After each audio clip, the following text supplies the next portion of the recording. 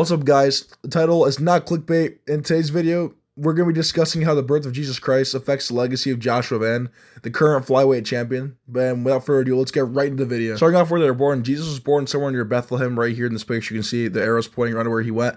He was born in Bethlehem. And with Joshua Van, he was born in Burma.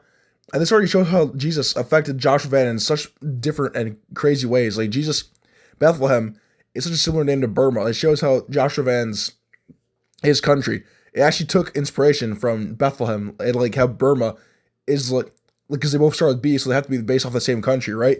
It's crazy, like Jesus just being born, like where he was born in Bethlehem, already affects Joshua Van because it was where Joshua Van was born. So already we have some huge Easter eggs with how the legacy of Joshua Van, how it connects to Jesus, and this is just super cool Easter egg right here. It's super interesting. And again, another example of this is like a famous philosopher named Rene Descartes. He had a famous quote called "I think, therefore I van." This shows that even Roman Catholics like him already knew that Joshua Van was going to become flyweight champion.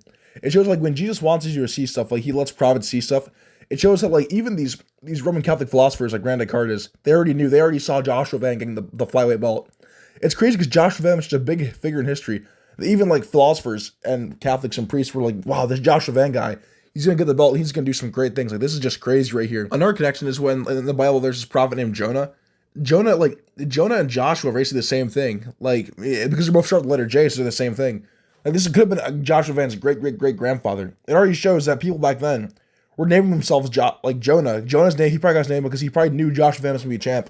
So therefore, he was able to become one of those people to support Joshua Van because we know in the Bible, and people say that prayers like they can travel through time.